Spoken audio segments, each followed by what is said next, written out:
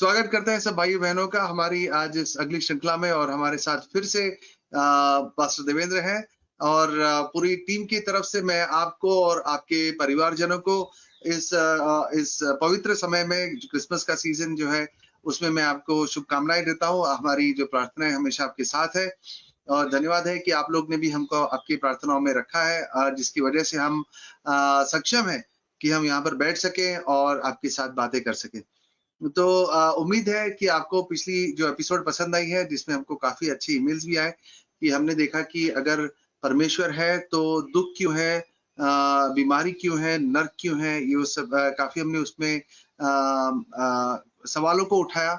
और अगर आपने उसको मिस किया होगा तो मैं आपसे रिक्वेस्ट करूंगा कि जो आपको लिंक दिख रहा है ऊपर, आप उस पर जरूर क्लिक कीजिए और उसको भी देखिए इसके पहले कि आप ये एपिसोड देख सके। तो आज की जो एपिसोड है उसकी दूसरी कड़ी है, जिसपे हम फिर से अभी हम जाएंगे उसी टॉपिक पर कि परमेश्वर है तो दुख, बीमारियां, तकलीफें ये सब क्यों है और किस वजह से होता है। तो थैंक यू पास्टर देवेंद्र, आप फिर से आप आज आपने समय निकाला। आप इतने बिजी रहते हैं और क्रिसमस टाइम में तो भी साहब को छुट्टी नहीं है तो साहब ने समय निकाला हमारे लिए। Thank you so much sir कि आप है और स्वागत है आपका हमारे इस एपिसोड में। तो sir thanks very much and merry Christmas to you and आपके सभी श्रोताओं को इस क्रिसमस के समय की मुबारकें और आशीष। Thank you sir. तो चलो फटाफट जल्दी से कूद पड़ते हैं सवालों की श्रृंखला में। और जो पहला सवाल है जो हमारे एक अच्छे दर्शक ने हमसे पूछी है, जिनका नाम प्रवीण है, उन्होंने ये पूछा है कि पास्टर साहब कि उन्हें बहुत तकलीफ होती है, और मुझे भी पहले मैं सोचता था इस सवाल के बारे में कि जो लोग जिन्होंने यीशु मसीह का सुसमाचार कभी सुना ही नहीं या गलत सुना है, उनके बारे में क्या होगा? क्या उनको भी प्रभु यीशु मसीह के साथ में स्वर्ग में जाने का के पास जाने के लिए अवसर मिलेगा या वो नरक में जाएंगे? तो ये आज का पहला सवाल है भाई प्रवीण की तरफ से। ओके, सो बहुत अद्भुत सवाल है नरेन।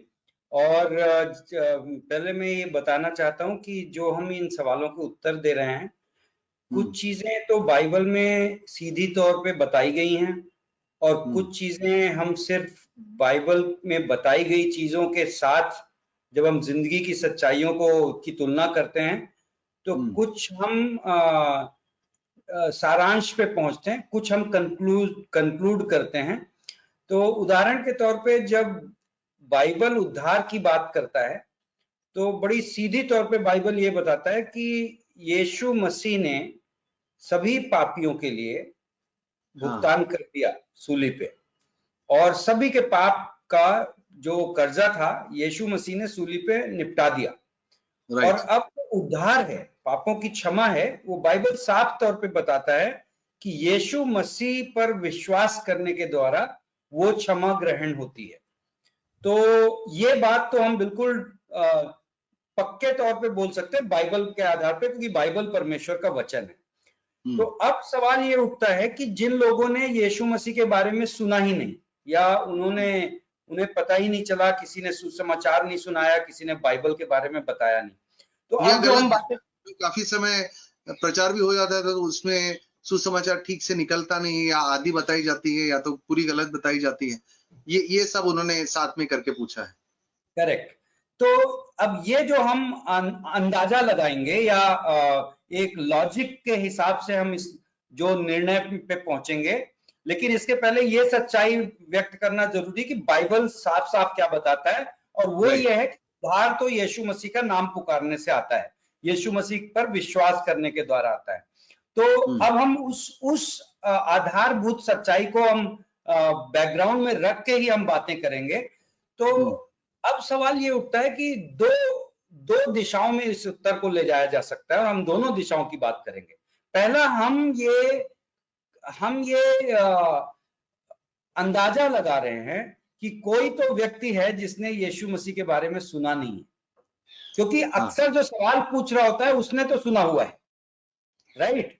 और जिसने नहीं सुना है उसके बारे में हम नहीं जानते इस वक्त। ये परमेश्वर जो है सर्वज्ञानी है। हमने ये बात करी थी कुछ समय पहले। परमेश्वर को हर इंसान के जीवन के बारे में पता है, हर इंसान के अंदर की सच्चाइयां, उसके विचार, उसका बचपन से लेकर आखिर समय तक एक एक घटनाएं परमेश्वर को पता है। परमेश्वर उन घटनाओं में मौजूद है। तो परमेश्वर अपने बारे में किस तरीके से लोगों को बताता है, कई बार हमें उसकी पूरी गहराई का अंदाजा भी नहीं होता। तो हम कई बार बाहर से किसी और को देख सकते हैं और हम ये सोच सकते हैं कि शायद इसने सुना ही नहीं होगा, लेकिन ये भी एक अपने आप में अंदाजे की बात है। उसने सुना है या नहीं सुना है, ये सिर्फ वो व्यक्ति जानता है और परमेश्वर जानता है ना। दूसरी बात यह है कि बाइबल ये बताता है कि परमेश्वर के बारे में सच्चाई इंसान को दो तरीकों से प्रकट होती है, जिसको हम थियोलॉजी में बोलते हैं सामान्य प्रकाशन, जनरल रेवलेशन, और दूसरा होता है विशेष प्रकाशन, दैट मीन्स स्पेशल रेवलेशन। सामान्य प्रकाशन क्या है? जो भजन संहिता 19 में परमेश्वर बताता है कि ये सारी की सारी सृष्टि परमेश्वर की महिमा का गुणगान कर रही है। रोमियो के 1 में पौलुस लिखता है कि जब हम इस सृष्टि को देखते हैं, परमेश्वर के हाथ की रचना को देखते हैं, तो हम परमेश्वर के गुणों को, परमेश्वर के गुण सभी इंसानों को व्यक्त रूप से प्रकट किए गए। लेकिन क्या होता है कि इंसान उन प्रकट गुणों को कई बार इनकार करता रहता है।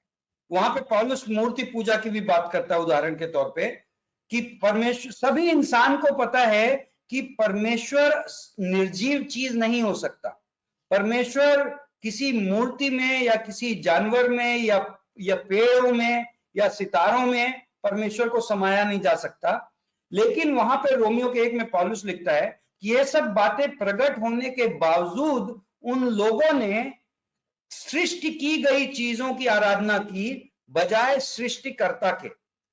तो जब कैसा होता है, कोई व्यक्ति कहेगा मुझे तो बताया नहीं गया, लेकिन सवाल ये उठता है कि परमेश्वर ने जो चीज प्रकट कर दी, क्या आपने उसको कबूल किया या नहीं? तो यदि आपको विशेष तौर पे एक सुसमाचार खुल के नहीं मिला, हो सकता है उसका कारण ये हो कि आप उसे सुनने के लिए तैयार ही नहीं, क्योंकि परमेश्वर ने जो बातें प्रकट की हैं वो आपने उनकी अवहेलना कर दी है, उनको इनकार कर दिया। तो पौलुस वहां पे लिखता है रोमियो के 1 में कि चूंकि उन लोगों ने इनकार कर दिया, तो परमेश्वर ने भी उन्हें उनके हाल पे छोड़ दिया और उनके दिल को कठोर हो जाने दिया और वे अपने ही अंधकार में घुसते चले गए। तो ये जो सवाल है कि क्या उस व्यक्ति ने सुसमाचार नहीं सुना था, उत्तर ये है कि किसी ना किसी रूप में, किसी ना किसी तरीके से परमेश्वर ने जरूर उस व्यक्ति को अपने बारे में बताया था, और किसी ना किसी तरीके से उस व्यक्ति ने या तो उस ज्योति को, उस रोशनी को उसने इनकार किया था, उसने अंधेरे में रहना पसंद किया था। जैसा कि यूहन्ना 1 में यूहन्ना ने लिखा कि वह, यीशु मसीह के बारे में लिखता है, वह अपनों के बीच में आया लेकिन अपनों ने उसे ग्रहण नहीं किया। ज्योति अंधकार के बीच में थी, लेकिन अंधकार ने ज्योति से नफरत की, अंधकार ने ज्योति को कबूल नहीं किया। तो फिर ज्योति ने कहा ओके, परमेश्वर का कि यदि तुम्हें अंधेरे में ही रहना है, तुम उजाले को इनकार। बाय द वे, हमें ये कहते हुए बहुत सतर्क रहना है, और मैं ये इसलिए रिट्रेट करूंगा, परमेश्वर एक बार कोशिश करके छोड़ता नहीं किसी को, परमेश्वर बार बार कोशिश करता है। वो बाइबल बताता है कि वो ऐसे चरवाहे के माफिक है जो 99 भेड़ों को छोड़ के एक भटकी हुई भेड़ के पीछे जाता है। तो बहुत दयावान परमेश्वर है।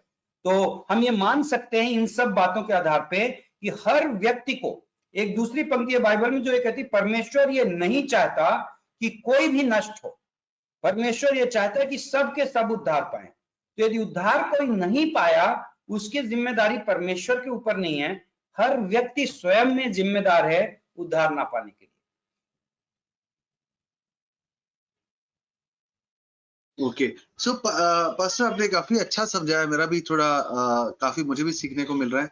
बट जैसे अभी बच्चे होते हैं, कोई कभी कभी बच्चे पैदा होते हैं मर जाते हैं, या कोई 2 साल का होगा या कोई 4। ये सवाल मेरी तरफ से है, इन्हें किसी ने पूछा नहीं, आपने जवाब दे रहे थे तो मुझे मेरे जहन में सवाल आया, जो कभी कभी लोग पूछते भी हैं कि जैसा कोई बच्चा पैदा हुआ मर गया, या कभी 2 साल 4 साल 10 साल में बच्चे मर जाते हैं, अलग अलग कारणवश, बहुत दुखदाई होता है।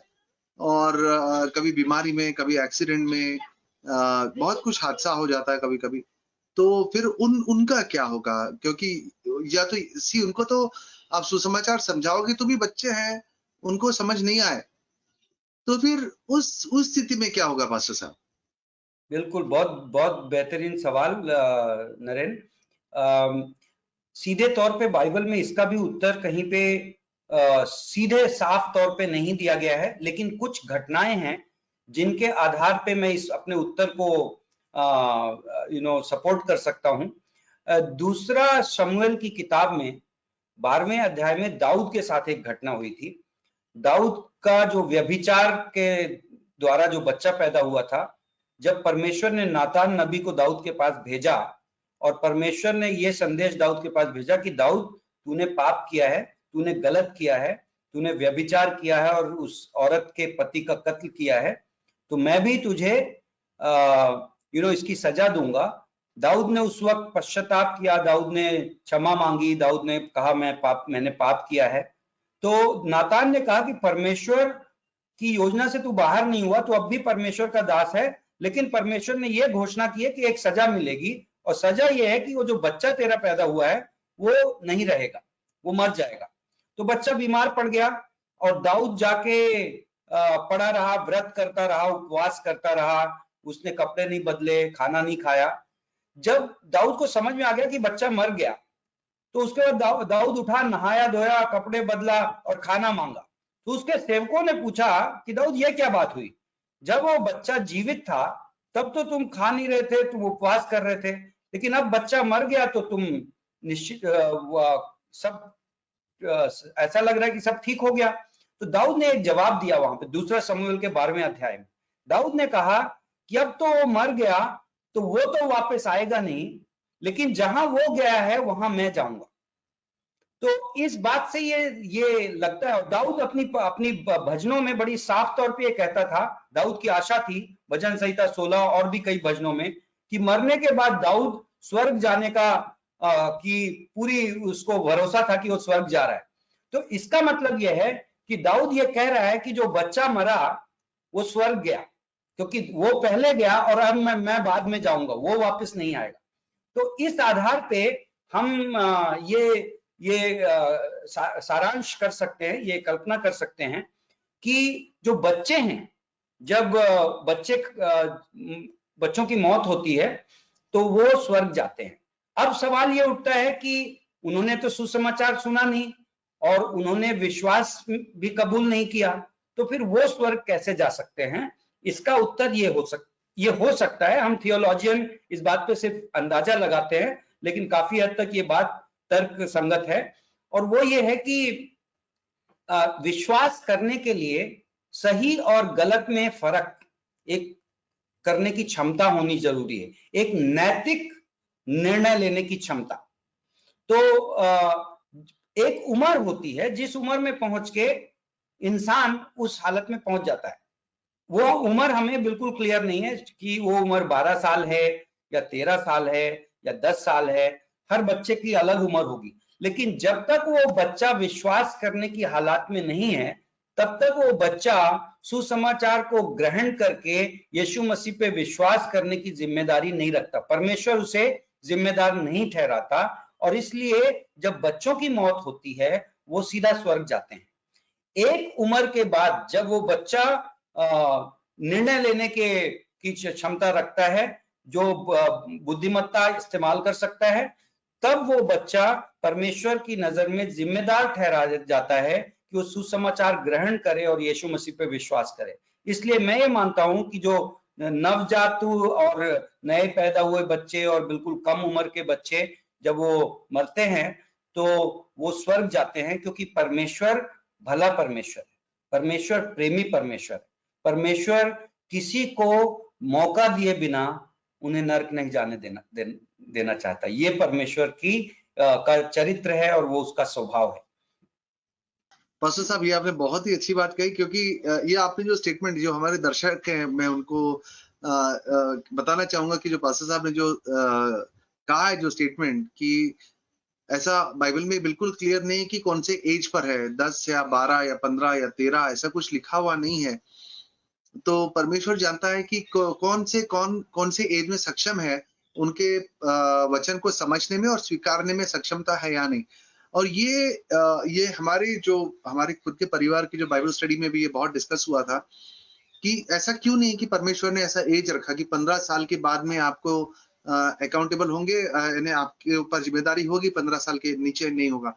इसमें आप सोचेंगे तो आप देखेंगे कि कितनी दूरदर्शिता है हमारे प्रेमी परमेश्वर की, क्योंकि ऐसा अगर उन्होंने उम्र अगर लिख दिया होता, तो आप ऐसा सोचिए कि अगर कोई अगर मानसिक रूप से अगर विकलांग होता, जैसे रहते हैं, जैसे ऑटिज्म है, इतने सारे विकलांगता है, जो जो ऐसे व्यक्ति होते हैं, व्यक्ति या बच्चे, जो भी आप कहना चाहें, जो 30 साल 40 साल के भी हो जाए, तो भी उनकी जो मानसिकता है वो 5 साल जितने वाले बच्चे जैसे ही है। तो क्या वो 40 साल का वो जो है, जो आप कहेंगे व्यक्ति है, बट उसकी जो मानसिकता बच्चे की है, तो क्या वो नर्क में जाएगा? क्योंकि उसका जो उम्र क्रॉस हो चुका है। और ये भी हो सकता है कि कोई बहुत ही स्मार्ट बच्चा है, और उसकी जो आप भी देखते होंगे, आप भी जानते होंगे ऐसे बच्चे जो 10 साल की भी उम्र में, जो 20-25 साल की भी उम्र से जो लोग हैं, उनसे भी ज्यादा सक्षम है मानसिकता में, इमोशनली मैच्योर हो चुके रहते हैं। तो शायद उनके लिए परमेश्वर हमको एकदम अंदरूनी रूप से जानते हैं। वो जानते हैं कि हम कहाँ पर हमारी जो हमने सोच समझ कर या स्वीकारा है या नकारा है। और जैसे पास्टर साहब ने इतना अच्छा कहा है कि वो ऐसा नहीं कि एक बार कनपट्टी पर बंदूक रखे है कि अब बताओ हाँ या ना। नहीं है तो तुम गए। अगर ऐसा होता तो शायद ही कोई हम में से स्वर्ग जाता, क्योंकि हमारा परमेश्वर हमसे इतना प्रेम करता है कि हमें उन्होंने अनगिनत से उन्होंने हमको अपॉर्चुनिटी दी है, हमको कहा है कि हमें अपॉर्चुनिटी दी है कि हम उनको स्वीकार कर सकें। और पास्टर साहब, ये जो आपने कही, आपके कहते कहते मुझे एक और बात याद आई। अगर हम पुराने नियम में देखेंगे, जब जोशुआ कालेब जब गए, और वो जो गए वहां पर, जो प्रॉमिस लैंड, आप उसे हिंदी में कैसे कहेंगे, प्रॉमिस लैंड, केनन, वादे का देश, वादे का देश, वादे का देश केनन में जब गए, और वापस आने के बाद सब इजराइल के सारे लोगों ने कहा कि नहीं, हम नहीं जाएंगे, हमने जोशुआ कालेब को हटा दो। वो सब लोग ने उनको पत्थर मारने के लिए आ गए थे टाइप्स, कि हमको यहाँ पे मरने के लिए ले आया, हम यहीं सड़ेंगे, हम यहीं मरेंगे। और तब परमेश्वर ने कहा कि जैसा तुमने कहा वैसे ही होगा। और जो 20 साल के ऊपर वाले जो लोग हैं, वो मरेंगे, सबके सब मरेंगे यहीं पर, जैसा तुमने कहा था वैसे ही आप मरोगे।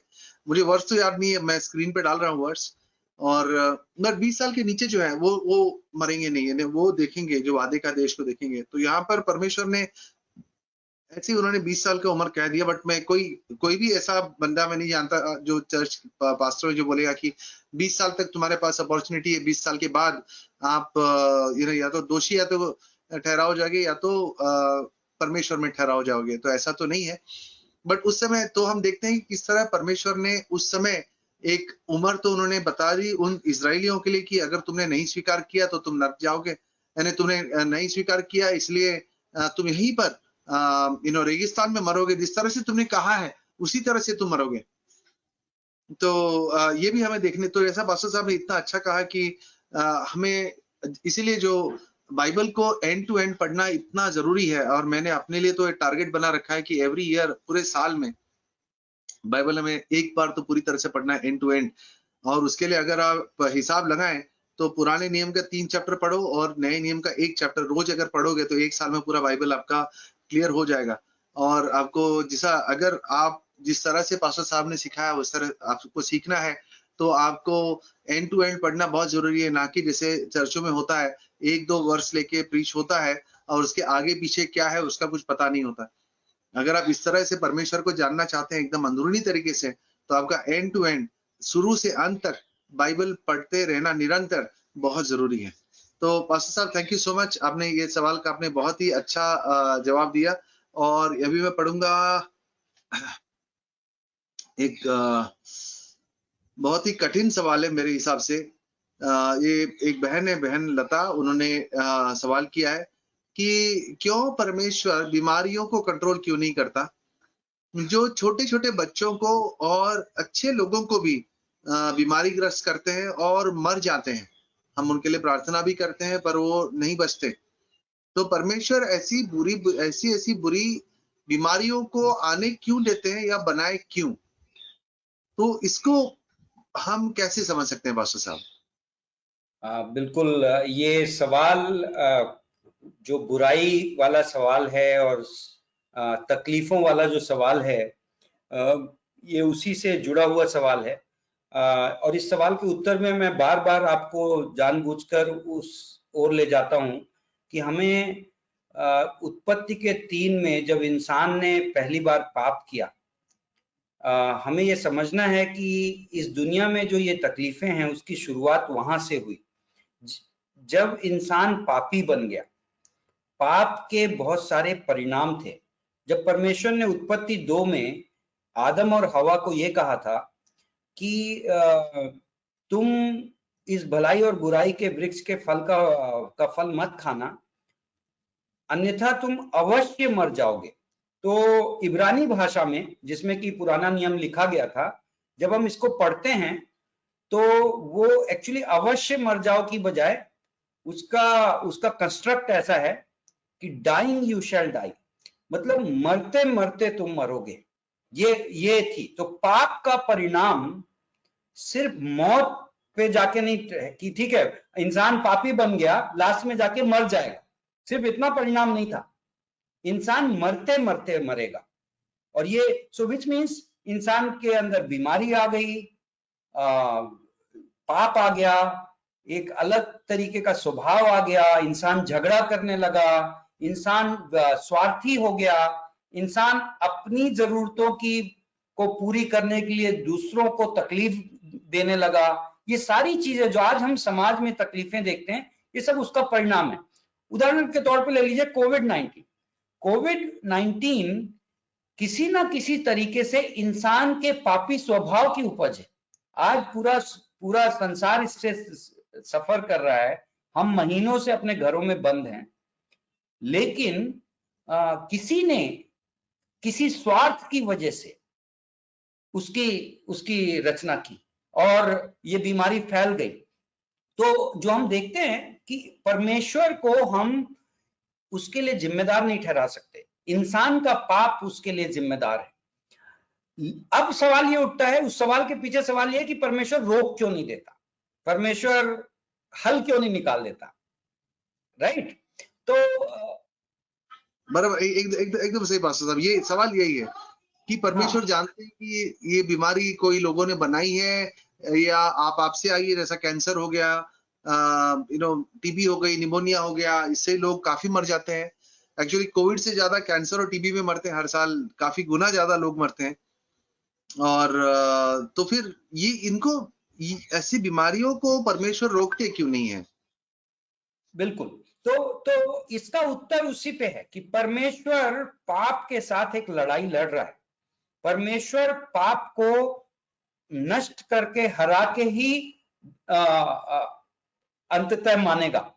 लेकिन कई बार हम जो हल चाहते हैं वो नजदीक वाला हल रहता है। मुझे आप मेरी बीमारी ठीक कर दो कुछ जल्दी से, लेकिन बाद में क्या होगा उसकी हमें कोई खास चिंता नहीं है। परमेश्वर की नजर, परमेश्वर बुद्धिमान है, परमेश्वर सर्वज्ञानी है। तो परमेश्वर की नजर सिर्फ हमारी बीमारी ठीक करने में नहीं है, परमेश्वर पाप की बीमारी को ठीक करने में लगा हुआ। तो उसका पहला इलाज तो परमेश्वर ने क्या किया, अपने पुत्र को भेज के सूली पे पाप के सभी भुगतान किया। यीशु मसीह वापस आएगा दूसरे आगमन में, और यीशु मसीह इस पाप की को जड़ से खत्म करेगा। इस नई दुनिया, बाइबल बताता है पुरानी धरती और पुराना आकाश, उसके एलिमेंट्स तक, दूसरा पत्रस के 3 में पत्रस लिखता है कि एक एक अणु पिघल जाएगा और जो नई सृष्टि होगी, नई धरती और नई आकाश का निर्माण होगा, उसमें बीमारियां नहीं होंगी, उसमें कैंसर नहीं आएगा, कभी कोई कोविड नहीं फैलेगा। लेकिन वो परमेश्वर की लड़ाई है बड़े तौर पे, जिसको कि वो हल कर रहा है। शुरुआत हो गई उस दिन जिस दिन क्रूस पे यीशु मरा, और वो आखिर खुल्लम खुल्ला जो परमेश्वर का खुला जीत है वो दूसरे आगमन में होगा, जब नई धरती और आकाश की सृष्टि होगी। और इसलिए रोमियो के 8 में पौलुस लिखता भी है कि सारी की सारी सृष्टि करा रही है कि जिस दिन परमेश्वर के पुत्र प्रकट किए जाए और महिमा में महिमा पाए। अब एक और चीज मैं बताना चाहता हूं, हम इंसान हैं, हम बहुत छोटा देखते हैं। तो कई बार हम जब एक घटना को देखते हैं, किसी एक कोई भला आदमी, कोई छोटा बच्चा, कोई बीमार हुआ, और हमें बिल्कुल कारण नहीं समझ में आता कि आखिरकार ये हादसा क्यों हो गया, परमेश्वर ने क्यों नहीं रोका। अक्सर ये हम सब उन भावनाओं से गुजरते हैं, और सच माने तो हम में से किसी के पास उसका पूरा उत्तर नहीं है। हम लेकिन कुछ अंदाजे लगा सकते हैं, कुछ अच्छे अंदाजे जो बाइबल पे आधारित हैं। और एक बात जो मैं कई बुद्धिजीवियों से सुना हूं, और उसको बताने के लिए मैं ये भी बताना चाहूंगा कि आज से कई साल पहले एक स्टडी की गई, एक रिसर्च की गई, जिसमें 413 बड़े विख्यात, बड़े होशियार लोगों को लिया गया उस स्टडी में, और ये कोशिश की गई कि भाई ये लोग इतने अच्छे लोग कहां से बने, ये आदमी 413 लोग इतने अच्छे कहां से हो गए, इनके जीवन में ऐसा क्या हुआ। तो जब उनके जीवन की घटनाओं को देखा गया तो ये पाया गया कि उसमें से करीब 392 लोगों ने जिंदगी में किसी ना किसी बहुत ही दुखद, बहुत तकलीफ भरी चीजों से गुजर के निकल के आए थे। तो मैं क्या कहना चाह रहा हूं, कई बार हम घटना बस को देखते हैं, लेकिन उस घटना के लॉन्ग टर्म और उन आंतरिक परिणामों को नहीं देखते हैं। तो हमने ये देखा है कि इस दुनिया में बहुत सारे अच्छे काम कहां से शुरू हुए हैं, जब कोई व्यक्ति किसी दर्द से गुजरा है। बहुत सारी कविताएं, बहुत सारी आर्ट, बहुत सारे इस दुनिया को लीड करने वाले, अच्छे नेतृत्व करने वाले लीडर्स कहां से आए हैं, दर्द से गुजर के। ये ऑलमोस्ट जैसा है आग है, सोने को आग से गुजर के जाना पड़ता है तब सोना चमकता है। तो परमेश्वर की योजना में मैं ये नहीं कह रहा हूं कि हर बार ऐसा होता है तो यही होता है, जिंदगी में फॉर्मूले नहीं चलते हैं, लेकिन मैं ये जानता हूं कि परमेश्वर कई बार दर्द, दुख, तकलीफ को होने देता है, जिससे इंसान इस दुनिया में पैसे ने, खुशहाली ने, ऐशो आराम ने उतना भला नहीं किया है जितना इस दुनिया को दर्द और तकलीफ और आग ने किया है। लोग जब दर्दों और तकलीफों से गुजरते हैं, उससे उनका चरित्र चमक के आता है, और वो लोग दुनिया में बदलाव पैदा करते हैं, वो लोग दुनिया को वाकई भलाई लेकर आते हैं इस दुनिया में। तो परमेश्वर इस्तेमाल करता है। तो मैं ये समझता हूं कि वो इसलिए नहीं रोकता कि परमेश्वर कई बार लंबी दूरी की भलाई, जो भलाई हमेशा बनी रहे, वैसी भलाई को पैदा करने में ज्यादा इंटरेस्ट लेता है, और छोटी दूरी की भलाई जो कई बार हमारी नजर में छोटी दिखती है और हमारी नजर में जरूरी दिखती है, उसको वो कई बार नहीं होने देता है। नहीं, बहुत अच्छी बात कही पास्टर साहब, क्योंकि मैं अगर मेरे स्वयं की जिंदगी में भी देखूं, तो जब मैंने काफी वर्ष पहले जो मैंने प्रार्थनाएं की थी कि परमेश्वर मुझे ये दे देना, परमेश्वर ऐसा हो जाए, या परमेश्वर ऐसा हो जाए, और फिर मैं कभी थोड़ा दुखी रहता था कि परमेश्वर ने ऐसे होने नहीं दिया। और अभी अगर मैं सोचूं तो परमेश्वर का धन्यवाद करता हूं कि उन्होंने ऐसा होने नहीं दिया, क्योंकि अगर होने दिया होता तो जिंदगी पूरी बर्बाद हो चुकी होती। तो आज जो मैं हूं वो यही कारणवश है कि जो मैंने प्रार्थनाएं की थी परमेश्वर को, कुछ प्रार्थनाएं काफी उन्होंने सुनी, बट काफी उन्होंने नहीं सुनी। तो जो प्रार्थनाएं उन्होंने सुनी, उनसे ज्यादा मैं उन प्रार्थनाओं के लिए धन्यवाद देता हूं कि जो उन्होंने नहीं सुनी, क्योंकि अगर सुनी होती तो आज पता नहीं जिंदगी कैसे होता। तो नहीं, काफी अच्छी कही। और मैं इनमें से ये भी कहना चाहूंगा कि हमारे काफी दर्शक ऐसे भी होंगे जिनके खुद के परिवार में से किसी का नुकसान हुआ होगा या कोई बच्चे का या ऐसा कुछ। तो ये जो आंसर जो पास्टर साहब ने दिया वो बाइबल की तरफ से तो पूरी सही है, और ये किसी भी तरह से इनसेंसिटिव हम नहीं हो रहे हैं आपके दुख के लिए, बिकॉज आप जो दुख से गुजरे हो वो हम समझ भी नहीं सकते, बिल्कुल। हमारे समझने से भी एकदम परे है। और हमारी पूरी सहानुभूति आपके साथ है, हमारा प्रेम आपके साथ है। और जो भी है, जैसे भी हो, जो आपका नुकसान हुआ है, जो आपके जो जिनसे आप प्रेम करते थे वो आज वो नहीं है। और बट इसमें मैं एक कहना चाहूंगा कि जो हमारी जो मसीह में जो है, उनके लिए उनकी जिंदगी का खात्मा नहीं हो जाता जब वो मर जाते हैं, या उनके यानी उनके घर में कोई या उनके कोई बच्चे हो या कोई बहुत ही प्रेम वाले हो। क्योंकि हमारी जीवन जो मरने के बाद भी चल रही है प्रभु यीशु में, और हमें एक बहुत बड़ा आश्वासन जो हमें यीशु मसीह में मिलता है कि जो हम हैं, आज हैं, जो हम देखते हैं और जिनसे हम प्रेम करते हैं, वो हम आगे चल के हमको यीशु मसीह में उनके चरणों में उनके साथ हमें फिर से देखने को मिलेगा। तो अगर आपका कोई ऐसा कोई है जिनका आपको नुकसान हुआ है और आप उन्हें खो चुके हो, जो बच्चा हो या ऐसा कोई छोटा हो, और दर्द हम पूरी जिंदगी हमारे साथ रहेगी, बट इस दर्द में भी हमें ये शांति है और खुशी है कि वो जो भी है वो परमेश्वर के साथ है। और जब हमारा समय आएगा और हम जाएंगे परमेश्वर के पास, तो हम उनके साथ आनंद काल के लिए जिएंगे। बहुत अद्भुत नरेंद्र भाई।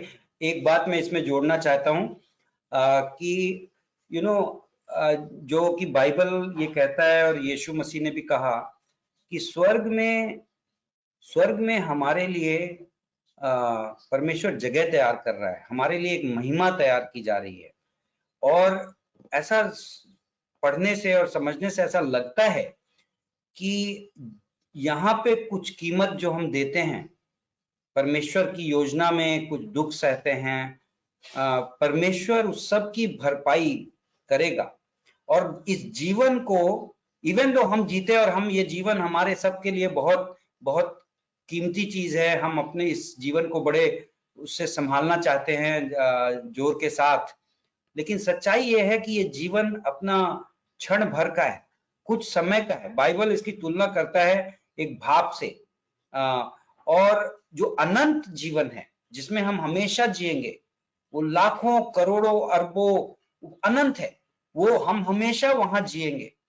तो आज, और हम इंसान हैं तो कई बार हमारी नजर सिर्फ यहाँ वाले जीवन पे पड़ जाती है और हम उस अनंत के जीवन को कई बार हमारी नजर से सामने से हट जाता है।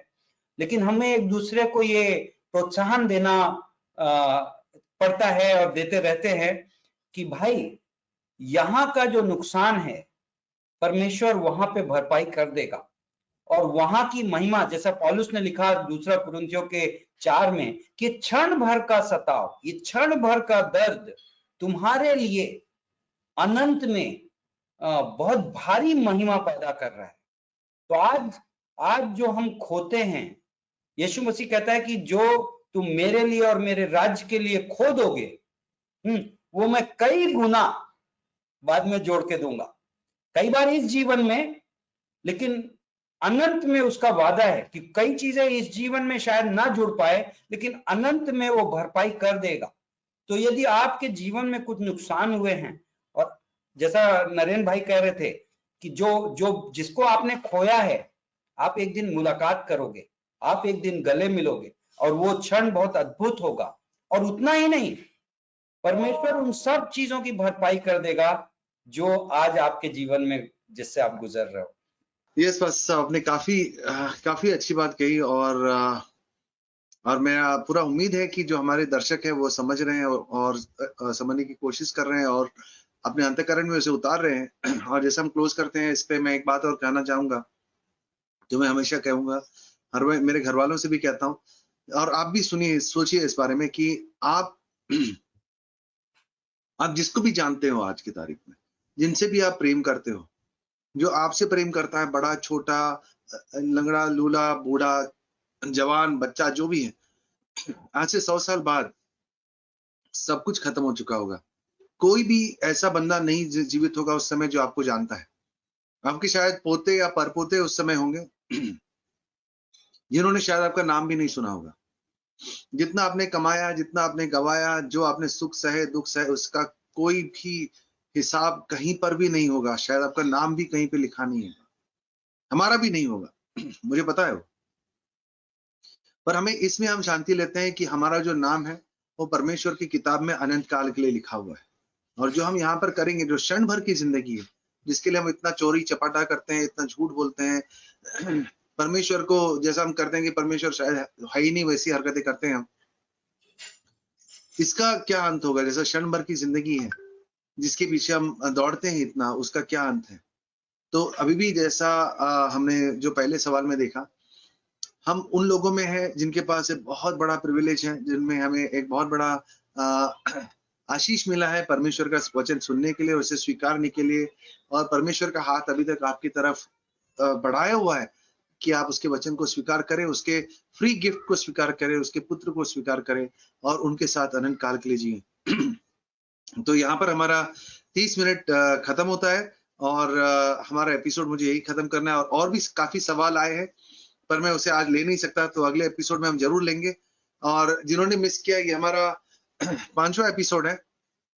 इसके पहले भी काफी हमने सवालात पास्टर देवेंद्र के साथ में हमने कवर किया है। और जो पहला जो है श्रृंखला में, वो उनकी खुद की साक्षी भी है। तो अगर आपने नहीं देखा है तो प्लेलिस्ट में आप देख सकते हैं हमारे चैनल पे है, उसमें हम देख सकते हैं और आप जानेंगे कैसे किस तरह से पास्टर देवेंद्र जो हमके साथ आपके साथ में बात कर रहे हैं, वो कैसे यीशु मसीह में आए। सो धन्यवाद है आपका।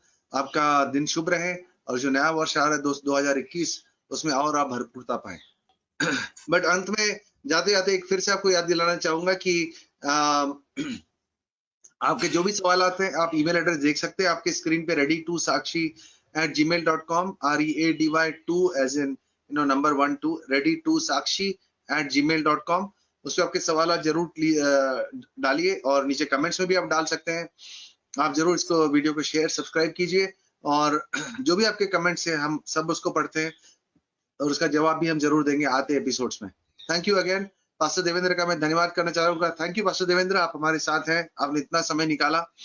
और अगले एपिसोड में फिर से अभी हम रिकॉर्ड करेंगे और मैं आपका वापस से जो थॉट सुनने के लिए बहुत बेताब हूँ। थैंक यू अगेन पास्टर साहब, take care, God bless you.